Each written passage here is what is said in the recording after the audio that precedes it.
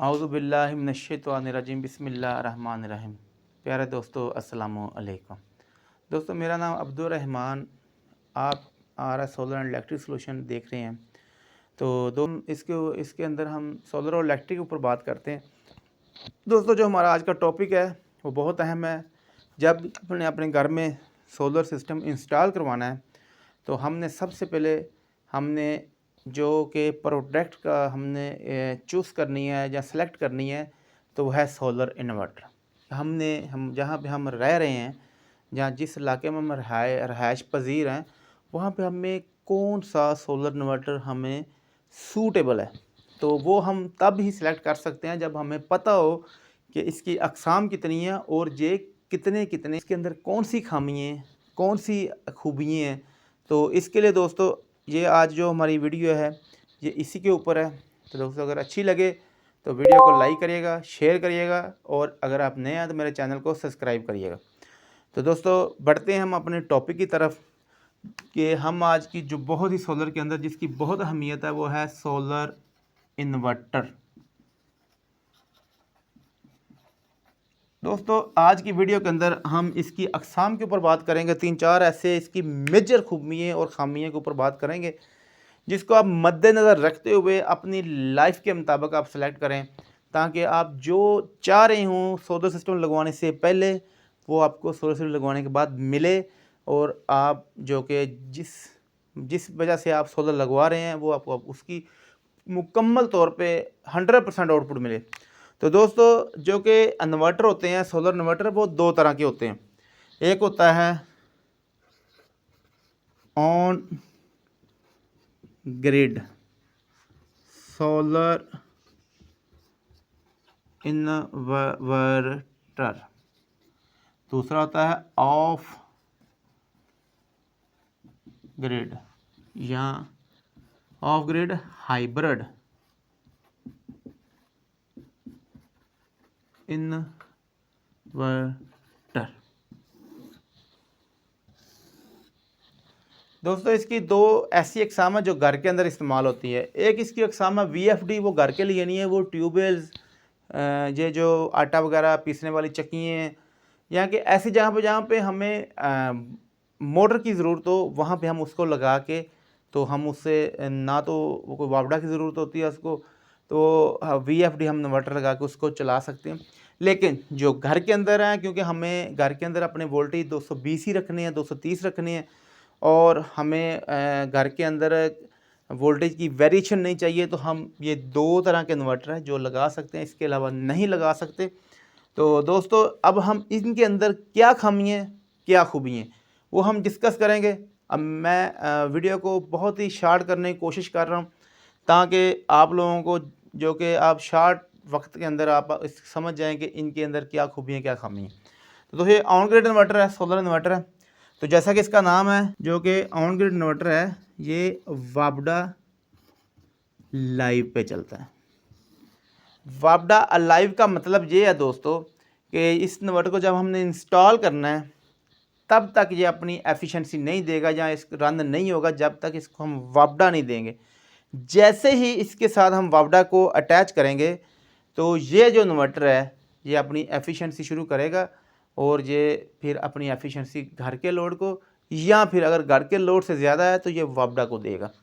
तो जो of grid inverter है दोस्तों, जैसा कि इसका नाम है, ये क्योंकि ऑफ ग्रिड है इसके लिए वापडा ज़रूरी नहीं है, ये वापडा ऑफ पे चलता है, वापडा ऑन पे भी चलता है और ऑफ पे भी चलता है।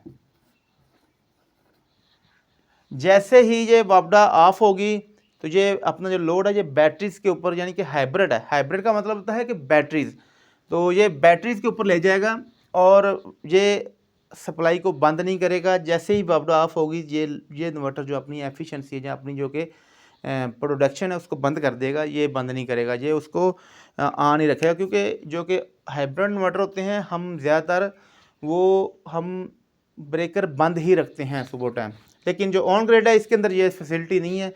ये जैसे ही वापडा जाएगी तो ये इसकी जो स्क्रीन है उसके ऊपर जो फॉल्ट आएगा वो आएगा voltage too low, grid voltage too low, और ये अपनी प्रोडक्शन ऑफ कर देगा।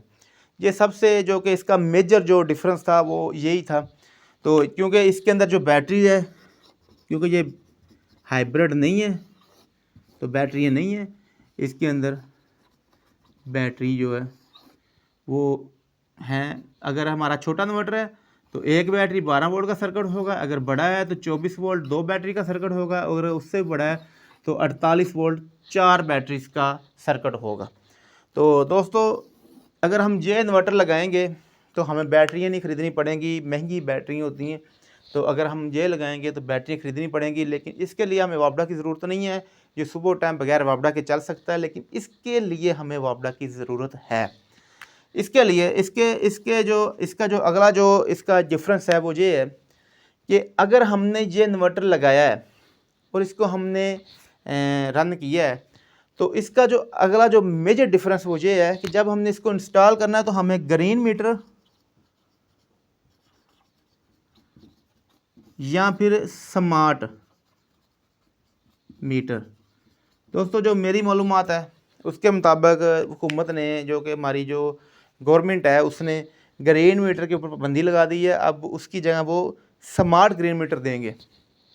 तो इन दोनों में से जो भी उस वक्त जो आप जब वापडा वालों को एप्लीकेशन देंगे, वो टीम आएगी, वो आपको जो रिकमेंड करेगी वो लगाएं। तो दोस्तों इसका जो फ़ायदा ये है कि जब हम ये इन्वर्टर अगर हमने 10 या 10 किलोवाट का हमने सिस्टम लगवाया है तो हमारे घर में अगर जो इसकी प्रोडक्शन है वो 7 किलोवाट दे रहा है और हमारे घर में 2 किलोवाट इस्तेमाल हो, जो 5 किलोवाट हमारी जो प्रोडक्शन है वो ये वापडा को देगा। तो अगर ये मीटर लगा होगा तो मीटर जो है कि वो मीटर की रीडिंग को रिवर्स करेगा। जब हम रात को वापडा से सप्लाई लेंगे तो हम अपनी दी हुई सप्लाई में से सप्लाई लेंगे या एनर्जी लेंगे तो हमें बिल जो है वो काफ़ी कम आएगा, हमें बिल या ज़ीरो बिल आएगा। लेकिन अगर ये मीटर नहीं लगा तो 10 किलोवाट में 7 किलोवाट लोड अगर बन रहा है और 2 किलोवाट घर में चल रहा है और 5 किलोवाट जब वापडा की तरफ जाएगा, क्योंकि हमारा जो पहले मीटर लगे होते हैं उनके अंदर ये फंक्शन ही नहीं है, तो वो फारवर्ड ही चलेगा, यानी कि वो रीडिंग प्लस की तरफ चलेगी और हमारा काफ़ी सारा नुकसान होगा। तो जब तक ये मीटर ना लगे आप इस चीज़ का ख्याल करें, आप उसको इस्तेमाल ही ना करें। मीटर लगे तो आप इस्तेमाल करें ताकि आप भारी बिल से बच सकें।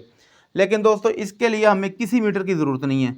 जो पहले लगा होता है मीटर, जो कि हमारे घरों में आम मीटर जो होता है, जो एनर्जी मीटर होता है, सिर्फ उसी के ऊपर ये चलता है और इसको हम वैसे ही बंद रखते हैं, रात को हम वापडा यूज़ करते हैं। लेकिन इसका जो नुकसान ये है कि अगर 10 किलोवाट का हमने सिस्टम लगवाया है, 7 किलोवाट एनर्जी बन रही है और हम वापडा को जो दे रहे थे, हमारे घर में जो 2 किलोवाट चल रही है, 5 हम जो इसके अंदर वापडा को दे रहे हैं वो इसके अंदर ज़ाया हो जाएगी, वो हमारे इस्तेमाल में नहीं रहेगी। जितनी हम इस्तेमाल कर सकते हैं कर लें, बाकी ज़ाया। तो दोस्तों ये इसके अंदर काफ़ी मेजर जो फ़र्क था।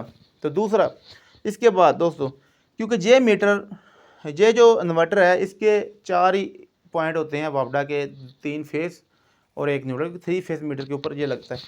तो दोस्तों हम वापडा के साथ इसको पैरेलल लगा देते हैं। इसके हमें घर के अंदर कोई हमारी वायरिंग को डिस्टर्ब करने की ज़रूरत नहीं है। ये वापडा के साथ एक 3 फेस ब्रेकर लगाएं, उसको अटैच कर दें। ये अपनी सारी जो पावर है ये वापडा को सपोर्ट करेगा। ये वापडा की सप्लाई के अंदर अपनी पावर को ऐड करेगा। जैसे ही ऐड करेगा तो अगर आपके घर का लोड ज़्यादा है तो घर की तरफ जाएगा, अगर कम है तो ये वापडा की तरफ जाएगा। तो और बाद में हम वापडा से ले लेंगे। लेकिन आजकल तो क्योंकि हुकूमत की जो पॉलिसी है वो ज़्यादा एनर्जी लेके कम एनर्जी दे रही, इसलिए लोग इसको कम लगा रहे हैं। लेकिन जो हमारे बड़े सिस्टम में फैक्ट्रीज़ हैं और मुख्तलिफ़ कारखाने हैं उसके अंदर यही जो सूटेबल है, क्योंकि वहाँ पे इतनी बैटरीज हम लगा नहीं सकते, महंगा पड़ जाता है वो सिस्टम। ये ही ऑन ग्रिड सिस्टम ही लगता है और ये वापडा को साथ में सपोर्ट करता है। जैसे घर के लोड की ज़रूरत हो ज़्यादा हो तो वो घर लोड ले लेता है वापडा से, अगर कम की ज़रूरत हो तो वापडा को दे देता है। तो दोस्तों इसकी जो लाइफ है वो बहुत ज़्यादा है, क्योंकि इसके ऊपर इतना लोड नहीं होता। सिर्फ इसने वापडा के साथ चलना होता है, वापडा को इसने सपोर्ट करना होता है, बस और कोई काम। अगर लोड ज़्यादा हो तो वो वापडा से ले लेता है, अगर लोड कम हो तो ये अपनी सप्लाई जो है कि वापडा को दे देता है, बस। लेकिन जो इन्वर्टर है इसकी जो लाइफ है अगर उसके ऊपर बात करें तो वो ऑन ग्रिड की निस्बत कम है, क्योंकि हमने वापडा को बंद करना है, उसने मुसलसल अपनी वो वर्किंग में रहना है। तो ऑन ग्रिड की निस्बत इस इन्वर्टर की जो लाइफ है वो कम है। तो दोस्तों मैं इसको लंबा नहीं करूँगा, इसके अंदर और काफ़ी ऐसे ऑप्शंस हैं जिसके ऊपर हम बहस कर सकते हैं। लेकिन अगर आप लोगों को ज़रूरत हो तो आप मेरे जो नीचे दिए हुए नंबर के ऊपर रब्ता कर सकते हैं। तो दोस्तों ये इसके मेजर टॉपिक है। जब भी आपने अपने घर के अंदर सोलर लगवाना है, प्रोडक्ट को आपने चूज़ करना है, तो आप अपनी वहाँ पे जो कि जहाँ पे आप रहायश परीज हैं उस मुताबिक करें। अगर आपको सूटेबल है ऑन ग्रिड तो आप ऑन ग्रिड लगा लें, अगर आपको ऑफ ग्रिड है तो ऑफ ग्रिड लगा लें। अगर आप ऑन ग्रिड लगाते हैं तो वापडा की लोड शेडिंग का क्या हल है इंशाल्लाह नेक्स्ट वीडियो में, और वो हम बताएंगे आपको कि आप लोड शेडिंग से किस तरह बच सकते हैं। तो दोस्तों अगर आपने ये मेरी वीडियो देखी होगी, आप अपने घर में जब भी सोलर लगवाएंगे तो आप अपना नुकसान नहीं करेंगे। आप एक अच्छी प्रोडक्ट और एक अच्छा इन्वर्टर सेलेक्ट करेंगे जो आपके घर को सूटेबल हो। दोस्तों मेरी वीडियो अच्छी लगी हो लाइक करिएगा, शेयर करिएगा, मेरे चैनल को सब्सक्राइब करिएगा, साथ में लगे हुए बेल के आइकन को दबाइएगा। अगर मेरी वीडियो को अच्छी लगी हो तो लाइक ज़रूर करिएगा। आपने मेरी वीडियो देखी दोस्तों, अपना टाइम निकाल के देखी, उसका शुक्रिया। अल्लाह हाफिज़, अस्सलाम वालेकुम।